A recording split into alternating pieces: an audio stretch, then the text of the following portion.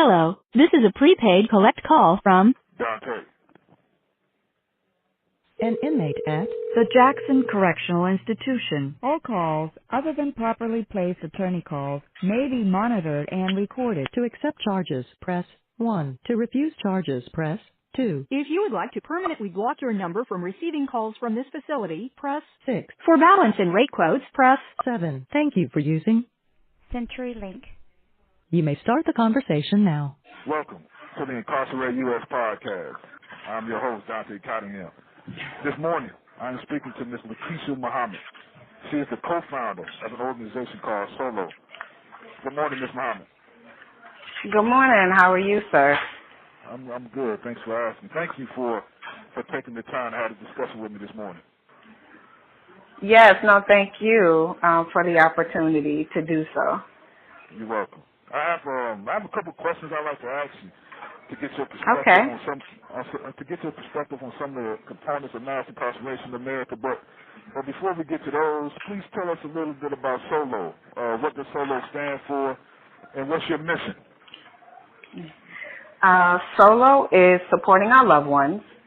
The purpose for Solo is to encourage other families, get them engaged around what's going on with mass incarceration, a lot of the bills and the laws, connect with other grassroots organizations, organizers, community leaders, in a united way, a united front to come together for the change in what's going on in our prison system, juvenile system, just overall in a whole capacity. It is a nonprofit organization, and in our capacity, we do provide community supports, resources, link families with other resources they may need, information, legal information, community information, and not just on a local level, but also national, because that's what we believe in, coming together with other people in different states, in different communities.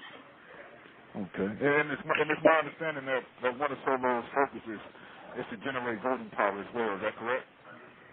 Yes, that's another one of our areas. Yes, it is. So tell us a little bit about your aim to unify the states to elect second chance candidates. Well, my husband, Justice Muhammad, he, as he does a lot of research and study, and him himself being incarcerated, he's very aware of what's going on inside out. And he presented to me, he said, we have to hit them in the vote. We have to start really paying attention to who we're voting for. Let's just stop voting for any old body, because we see that we're voting for people who are not as sympathetic, towards those in prison, towards life sentences. They're not sympathetic towards that. So we have to be able to elect someone in the prison system who can say, this is who you should vote for. Because, of course, a lot of these people are going into the prison, and the ones that are coming into the prison, they can say, okay, well, they really support what's going on here. Then there's the other ones that they don't support what's going on here. So if you had someone to kind of give you that list of, okay, this is who you should vote for when it's time to vote, because these people care about what's going on with us. They care about our families. And I thought that was a really good idea. The voting is important, and it's also important to vote. We're not saying don't vote, because if you don't use your voice somewhere, then that doesn't help towards change at all. Indeed, and that idea is on point, because when you think about it, you got over 2 million people incarcerated, you got millions more on parole and probation, so the family members of all these people, you create a very large constituency. So to use those people, you can kind of get the kind of people that got the kind of ideas regarding the incarceration in office that you would like. But I guess the aim and the magic is finding a way to bring all of these people together. Yes, exactly. I agree. No doubt. And tell us a little bit about Solo's focus on explaining the importance of jury duty to the public. Jury duty. When you look at the jury pool, Yeah. And you look at, the race. You see how many are on, who are black, if I can put it out like that. You want to see how many black people are on this jury pool. Because as we know, when you don't have enough of your own, colored people on a jury pool, that's not good, And I get it. A lot of people don't like to do jury duty. They're not comfortable with the process. There's so many different facets. I can be very transparent and say I used to be a person who did not like doing jury duty. I would, try to avoid it at all costs. But now that I am in the seat that I'm in, the lane that I'm in, if I could do jury duty today, I would. Because if I can help save another black life, I'm going to do that. There are too many black men being incarcerated. And that's something that we cannot overlook any longer. We cannot be silent about it. We have to encourage, again, families, especially families, but people to say, wherever a door is open for you to get in to help save a life, not just your family member, but someone else's, go through the door. Go through the door. Be a voice. If you could get on jury duty, get on jury duty. Study the cases, see what's going on, see how they come together at the end and make a decision on somebody's life, So it's all of those facets that I encourage. I definitely encourage. And more so than anything. Properly placed attorney calls may be monitored and recorded. Excuse me. And although the human family, I believe that we all have way more things in common than differences. One of the things that we do have in difference is the fact that when you got a different complexion, you're going to have different experiences. And the difference and to take those unique experiences to the jury is extremely important, because there's just certain things that certain people can't see about certain cultures of people. Unfortunately, that's just how it is. So I applaud you on focusing on, because it's extremely important. And you got a lot of people that go to jury duties, a lot of white people or different colored people that go to jury with the best intentions that they possibly can have, but unfortunately their lack of experience just doesn't permit them to see and understand certain things. And so I applaud that focus. It's extremely important. You got a lot of brothers and sisters in prisons across the country that may not be there or may not be there for as long of a time if they had a more experienced, a more insightful people in their jury pool. So, no doubt. Yes. And we're looking to mobilize, the more. Indeed. And so tell me this. So, for Solo to reach his goals, to realize his mission, what do you need? What do you think you need to be successful? For more mobilizing. Honestly, mobilizing, building a stronger team of people who support the same causes as we do. And that's something that, we kind of come across with building and networking and speaking with people. It's how can we mobilize more? How do we get people to come on board, to want to mobilize more, to want to, be a team for the cause, We can all sit down and exchange ideas. I believe it has to be a collective thing. Not, I believe we're more powerful together than we are divided. And I definitely understand there's different levels, from my experience, when I'm engaging with families, and we talk to them about Solo, they really think it's a great project. Some people fall at the wayside, but I don't let that discourage me personally, from doing what I need to do. I'm still going to be a voice. I still go out. I speak about not just Solo, but its cause, its purpose.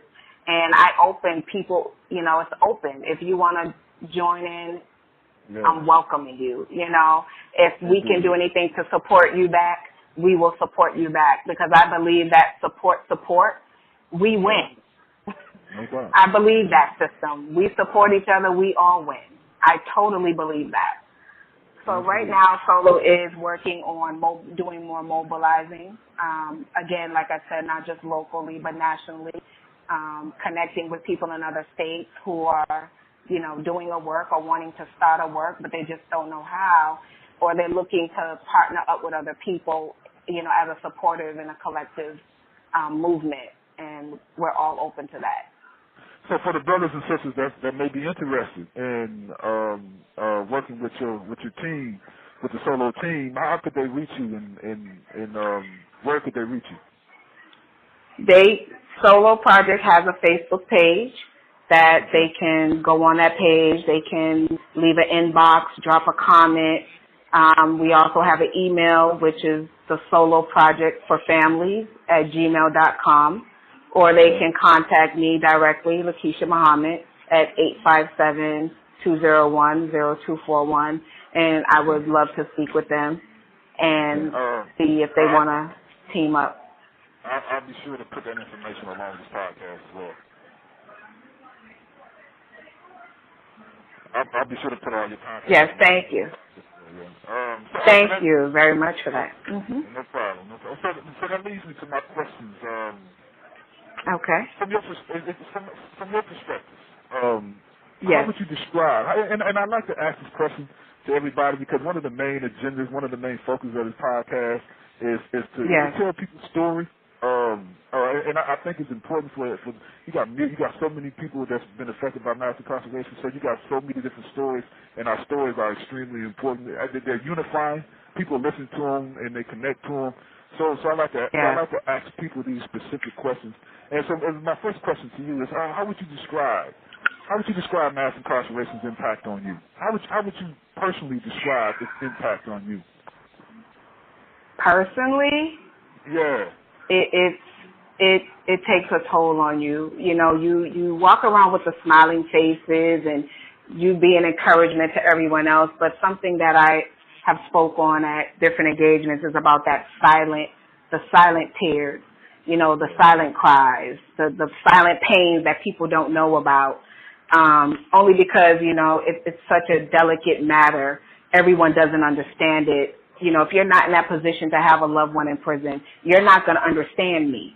You're not going to understand how I feel, not being able to be with your loved one every day, talk to them, when you want to pick up the phone or knowing they're going to come through the door. A lot of people can't relate to that, and I get it. You have your negatives, you have your positives, you have people who try to be compassionate as they can. But it tears you apart, it tears the homes apart. A lot of them have children, you can't be with your children, you want to do so many different things, but it's like you just got this circumstance in between, and you're like, God, we need the circumstance to move, you know what I mean? And being on this journey with my husband, we've had our trials, our ups. I try to encourage him as best as I can. He tries to encourage me. So it's like we pull off of each other's strength. We feed each other. And it's not easy.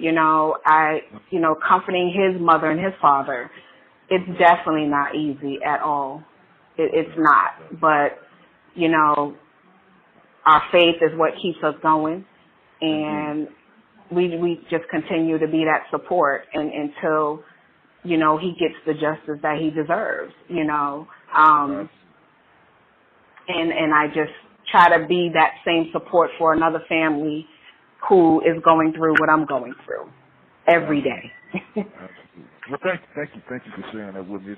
It needs to be heard, and I can feel your truth and your passion through the phone. So I appreciate that. How do you believe America has gotten itself into this incarceration crisis? What do you think, from your perspective? Where did this come from? Mr. Cottingham, to be honest, I believe it started way before I even was born into this earth. Honestly, no doubt. We try to overlook slavery. We try not to talk about it, but I'm sorry, but to be very honest, and everything that I know about history, that's where it started. It started there, and it has not stopped. It's just redefined itself. And putting these different people in these positions of power that abuse it, and a lot of these people who have these slavery mentalities, this is how this system continues to keep going and spiraling out of control. No doubt, no doubt. So, and no question, I understand exactly where you're coming from. We're on the same page regarding that. Way before we were born, no question. Yes, yes. So what do you believe? What do you believe are the first steps toward prison reform in America? What's the first step? What needs to be done first? What do you think from your perspective? From my perspective is getting everyone on the same page, getting on one accord. We have to get on one accord, trying to get everyone on one accord, one page. We all have many ideas. You know, we all say we care. We all, you know, everyone's doing something, but we have to be in sync. We have to be in sync with what we're doing, the way we move. And, you know, as I, you know, shared, my husband said the same thing. You know, we have to be in sync with hitting where we need to hit. Nationally, if we all come in sync at one time for the same thing, to me, that's powerful. I believe in the power in being effective. You know, some people go by numbers of how many followers, and I tell people all the time, I don't go by numbers of followers. I go by how many people are being impacted and where am I being effective. Absolutely. Well, you've very articulately described one of the main purposes of this podcast, and that's to bring to bring everybody together. Everybody that interviews that I interviews this podcast, we're gonna be on one page, in one place, one family. It's all these different voices, and that's so you're absolutely right. Getting on the same page, moving as one. That's together. By ourselves, we're powerful, but together we're unstoppable. Period. I agree with you. Yes. 1,000%. Yes. 1,000%. That's my motto. I put that out there all the time. That's a part of Solo's purpose and goal is just to unify with other people, families. I can't leave families off the table because they are so important to a person's rehabilitation and what's going on in the prison. Families are so important. Indeed, they are. But how do we? Okay, but how do we unify? How do you think we unify? How do we bring? Because we got a lot of splinter organizations all over the country. We got a lot of families. Yes, we do. And so millions of people all across the country. And yes. I've talked to a lot. I've dealt with a lot. How do we get together? How do we unify? How do we become one accord? How do we? What's that? And I think that's like a very important question. And once we figure that out, I think we can do big things. But so how do you think we do that? I don't have all the answers, but I believe if you continue, if you continue to put it in the airwaves of those you come in contact with. You know, I said to this one gentleman, I said, you know, I have this vision of if we could just find a place. It might be bigger than the Superdome, maybe, because I don't know if that'll hold everybody in this vision capacity, where everyone nationally, state to state, local, every level, every position, politicians, city officials, and people, if we could just all come together at this one meeting place and just sound off our voices, and you'll be surprised who you'll meet. You'll be like, stories you never heard. I think that's where we will get it. I think that's where we would get it, but I don't have all the answers to that. I don't know how we would do that. That's a beautiful answer. That's answer on point. You have 1 minute left. Sorry. That answer was perfect. It's sorry, but our time is coming to an end, unfortunately. They just said 1 minute. But thank you so much. This discussion was a delight, and I think a lot of people will benefit from listening to it. Thank you for coming on, and I invite you to come back You're welcome. I invite you to come back. I'll make sure to stay in contact with you whenever y'all got something going on, or whenever you want to talk, or you got an idea, holler at me. I invite you back. We can talk. Yes, sir. Thank you. You're welcome. This is Dante signing off with the Incarcerate U.S. podcast, the place where all of our voices come together. The caller has hung up.